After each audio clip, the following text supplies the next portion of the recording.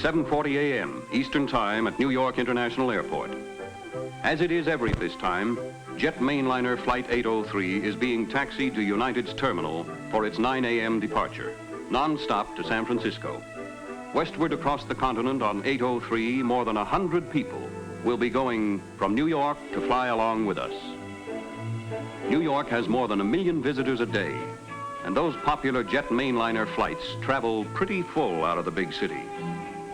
For that matter, jet mainliners are traveling pretty full from all points these days, because with jet speed and comfort, people everywhere, more than ever before, are heading for the airport and going places, to business appointments, to vacation lands, or to renew warm family ties.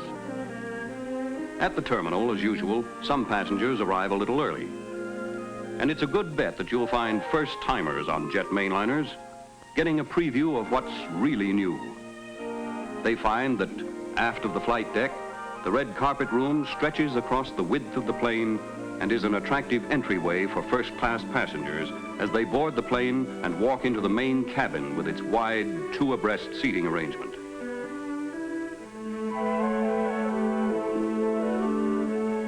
The custom coach section, a separate cabin in itself, has 3 abreast seating, and even a model reveals the fact that with the size of the DC-8, there is no skimping on roominess. The coach lounge, an exclusive feature of jet mainliner transcontinental travel, also serves as a roomy entrance at the rear of the plane. Passengers for 803 have already checked in their baggage, and it's on the way to be stowed in one of the jet mainliner's spacious cargo compartments. The luggage containers, preloaded in the terminal, are designed to give extra care to personal belongings. The protective containers and their contents travel as a unit and eliminate loading and unloading bags into cargo pits by hand. Now, 803 waits patiently on the ground. And yet, more than half a continent away, behind the scenes, at United's operating base in Denver, they already know 803's flight plan for every mile of its transcontinental journey. They know it because they made it at the largest airline weather and communications center in the world. From all over the northern hemisphere, the weather reports come in, from ships at sea and from aircraft, from Japan to the Arctic Circle. Basic weather data that can be translated into forecasts of weather and wind conditions up to 60,000 feet. It's a matter of taking the weather they're having in 1,001 different places and figuring out what that weather will be like at any given time along every mile of some 14,000 miles of United's routes.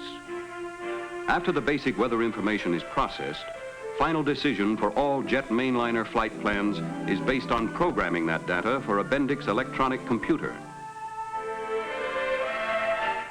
The computer will yield in minutes the precise answer it would take human experts hours to arrive at. You feed in your weather data, plus such items as payload, reserve fuel required, alternate airports, and out comes your answer in the form of a detailed flight plan. The flight plan for 803 has been transmitted from Denver via United's New York dispatch office to her captain and crew, who will fly her along the route and altitude selected with extra care for the smoothest and fastest ride. United Jet Mainliner, Flight 803, non-stop to San Francisco, now boarding at Gate 4. Last call, all aboard, please. And welcome aboard. For 2,500 miles or so, from the Atlantic seaboard across the continent to the Golden Gate, you are the special guests of Flight 803. Up forward here in the first class section, or aft in the custom coach section, the quiet speed and roomy comfort have been carefully designed and planned especially for you.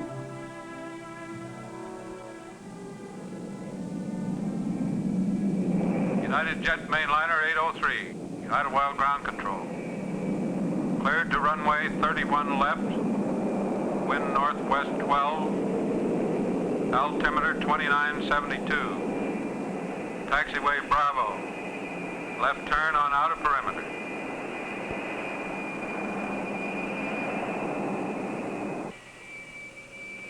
Idlewild Tower, United Jet Mainliner 803, ready for takeoff, over. United Jet Mainliner 803, cleared for takeoff.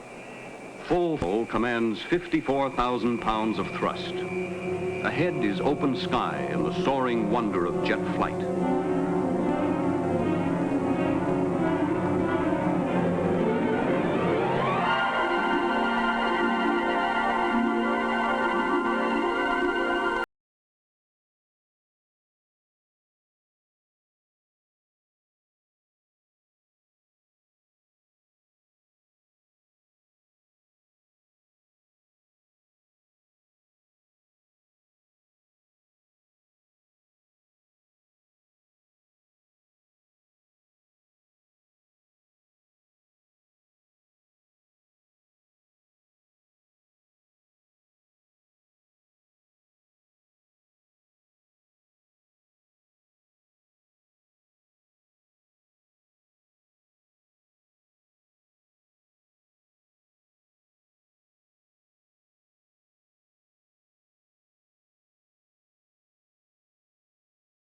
Intrigues the imagination and stirs the wanderlust that lies in the heart of everyone who loves to travel. And aboard 803, we are all a part of this new jet age of ours, flying across the continent in a new hotel on wings. The flight deck is the operating office of our multi-million-mile captain and his crew. The red carpet room is an informal sitting room with space to stretch and to relax. That's why this is Grace Bauer's second flight on a jet mainliner. The friendly service and quiet ride are exactly what she wants after that exciting weekend in New York. They call it the red carpet room because, extending as it does the entire spacious width of the airplane, it lends itself so well to the hospitality, friendliness, and comfort that are the hallmarks of red carpet service. For Sue and Jerry Parker, who have just been transferred to San Francisco, this flight is a first. The Thompsons, who run a dress shop together in San Bruno, make New York about 3 times a year. But traveling salesmen are always on the move, even when they want to be at home. So to men like Frank Morris or Ken Adams, jet flight means that no matter how far their trips may take them, from now on, they will always have more time for fun and leisure with their families. And so it is that to almost everyone, somehow or another, one way or another, the age of jets does have that very real and personal meaning of being able to see more and do more in the best possible way. And to the passengers in the custom coach section, the impact of those personal meanings also becomes quite clear, because today just about everyone is flying. The speed of almost 600 miles an hour, the smooth, vibration-free ride, the luxurious interiors, and that exclusive jet mainliner conversation piece, the friendly coach lounge, are all features carefully designed for your personal comfort by the same experienced team that has worked so hard to give us the finest transportation system we have ever known. It is a team composed of the men and women who operate the airline to serve the needs of the flying public, those who build the planes, and those who build the engines. And when we look inside those engines, we can see the secret of their vibration-free performance. Smooth turning compressors and turbines that spin evenly on their axis. Every one of the small compressor blades is in itself a carefully designed and efficient airfoil. We have always been proud of our national reputation for mass production, but quantity is only an objective that must be tempered by craftsmanship and precision. The skill and experience that go into the fabrication and assembly of those Pratt & Whitney jet engines are paying off in a reputation for dependability that is unsurpassed. They are called the most proven engines ever built for passenger planes, and for good reason. They have flown more than 2 billion miles. It is only reasonable and logical for new concepts of power to team up with brand new concepts of airplane design. The Douglas DC-8s are designed from the ground up exclusively as passenger transports. And because they are so very large, Douglas had to construct 2 additional assembly plants with special equipment in order to match the size of their new jets, just 2 of which placed end to end, stretch out longer than a football field.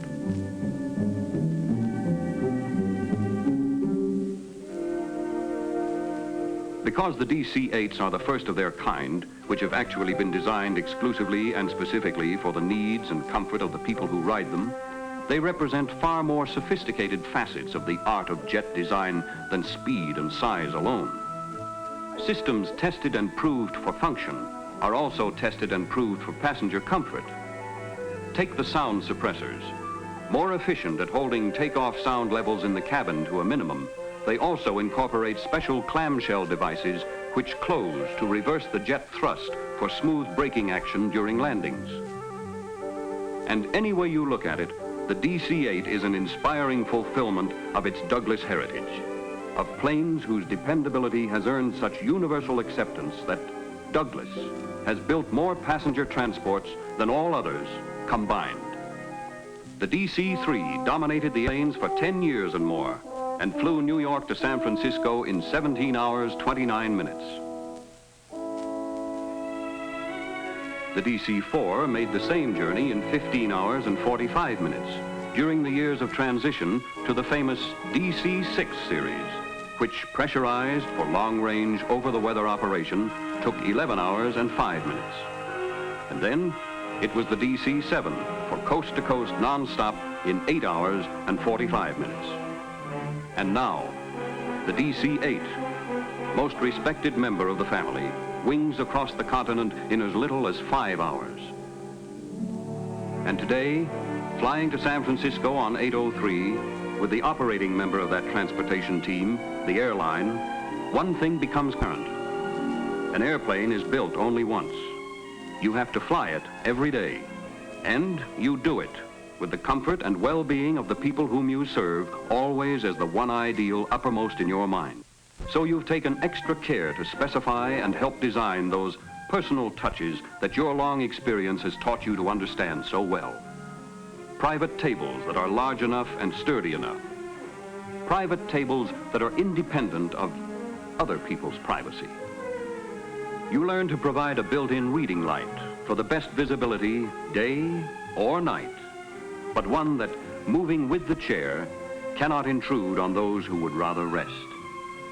And the roomy comfort of jet mainliner flight is made more pleasant still because the thoughtfully designed special and larger windows become picture windows to help your guests aboard enjoy a view that changes with the miles.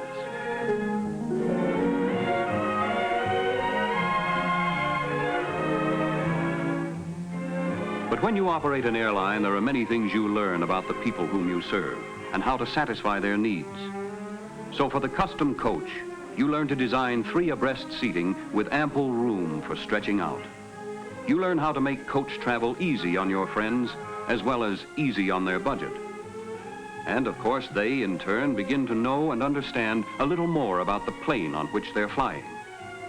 But there are certain things that can't be made apparent by a look around the cabin.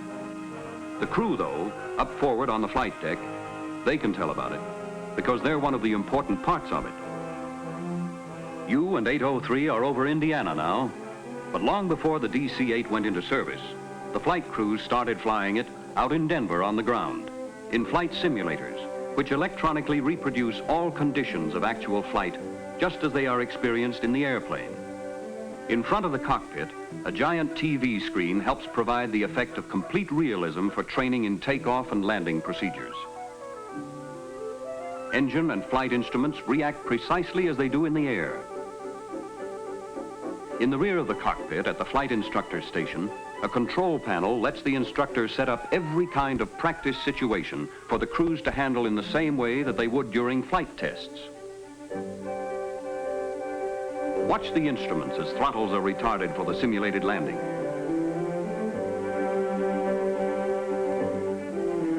A couple of 100 yards away, the remote-controlled closed-circuit TV camera moves in perfect synchronization with the controls during final approach.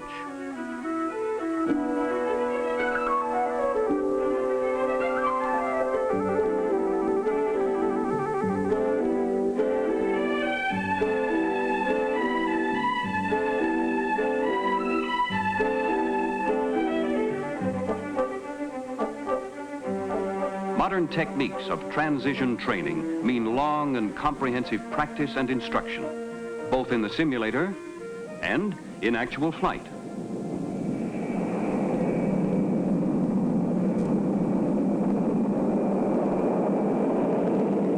To men who know, it takes more than a fleet of airplanes to operate a jet airline. It takes depth in experience and in preparation, depth in planning and in training. And in the basic philosophy of company-wide training, the most important program always has been, and no doubt always will be, the emphasis on flight crew skills. It is a continuing program, and so men who have been piloting passenger transports for 10, 15, 20 years go back to school again. The cost? Over $10,000 per man. The time? As long as each individual member of the crew needs to pass the requirements of the Federal Aviation Authority and the even more exacting requirements of the airline for which he flies. So hour after hour, day after day, men and planes get to know and understand each other. Together they go through flight maneuvers far more severe than any that might be encountered in routine scheduled operation, until even these newest planes are familiar friends to the multi-million-mile crews that fly them.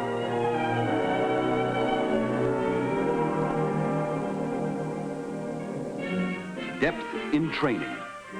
At United San Francisco Maintenance Base, the largest of its kind in the world, mechanics from all over the system are brought in for their comprehensive training programs which pinpoint every feature of the airplane. You can call it planning and preparation and training, but it all adds up to the extra care behind the scenes that, like the radar in the cockpit of your Flight 803 today, is helping to make your trip on 803 smooth and pleasant. It is an interesting and significant part of progress that as our planes fly faster, quieter, even better service in half time, speed and physical comfort should not mean a sacrifice of personal interest. And so it is important that there still is always time enough to have a friendly word with a passenger traveling alone. Or for your stewardess to pin the wings of junior pilots on young and suddenly expanded chests. You can solve even your problems of time by planning. Something like 4 years of planning to reach your goal of better service in half the time. And personal attentions you receive are visual evidence of a much broader picture you seldom see. Case in point, the matter of the empty plate. Object at hand, an irresistible appeal to everybody's taste. And so, because the continental chefs in United's flight kitchens from Honolulu to New York are experts in the culinary arts rather than in words, they have set up a display as the personal expression of their mission, which is to see that all meals served on United are unsurpassed.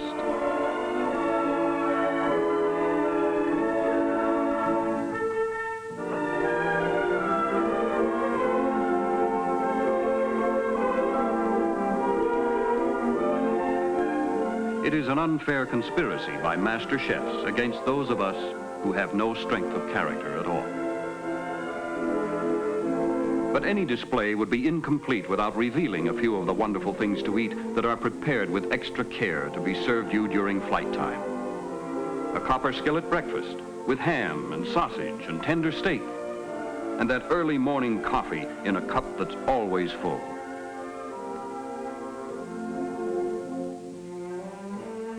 When attention turns to lunch or dinner on shorter flights, the tray may hold chilled lobster cocktail, boned breast of chicken, and an oven-fresh dessert with your choice of beverage, of course.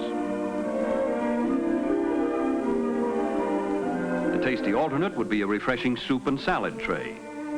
All this behind the scenes, so that when it's eating time on 803 and your stewardesses in the custom coach section set those appetizing meals before you, forget about the fact you ever heard of diets. You can always blame that extra pound or two on obvious inaccuracies in that scale you'll weigh on next. This is your dinner hour, so enjoy those mealtime treats that have been prepared with extra care, personally for you. But most memorable of all on transcontinental flights is dinner in the first-class cabin, one of the finest dining places in the nation, where red carpet service makes each trip by air one more pleasant and enjoyable experience. The special full-course individual service may remind you of that popular form of friendly get-together called a progressive dinner party, where each separate course is served at a different place. But never before a progressive party that is a gourmet's delight and reaches out 1,000 miles and more.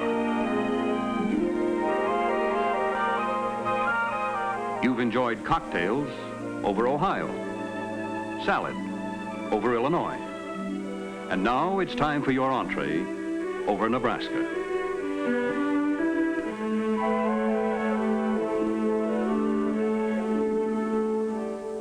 And when you're ready for your special dessert, say over Colorado, it will be, for some, a wonderful moment of decision.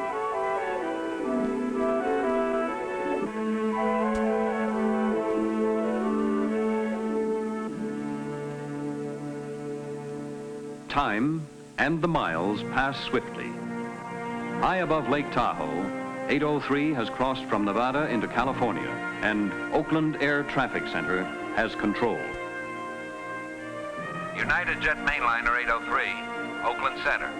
Clear to Oakland via Sacramento, Victor 28 Oakland. Cross Sacramento 20,000, Oakland 10,000. Obtain 10,000. Contact San Francisco approach control over Oakland.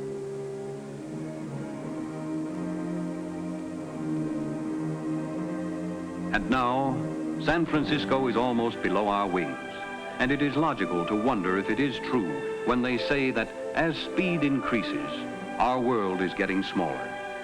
But physical distance doesn't change. The world isn't smaller. It only seems that way because we are growing. All of us together are taking giant strides toward individual effectiveness and personal satisfaction as we grow in size and stature, along with the wonderful machines we have learned to build and fly.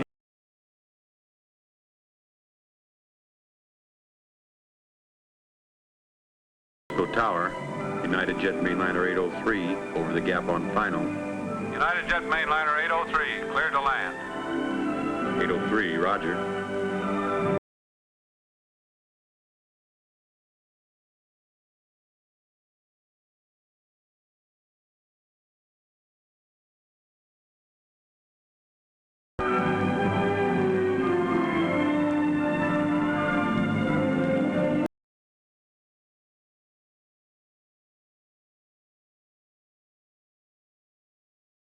There is something special about what the best of the jets has brought us. Something which, to fully understand, we should personally experience. And now, on jet, wherever you may be, wherever you may go, to points east, to the Midwest, to the Pacific coast, or over the Pacific to Hawaii, speed, comfort, and convenience are opening broad new horizons of personal pleasure as we fly into a new and wonderful age of travel aboard the flight of our choice.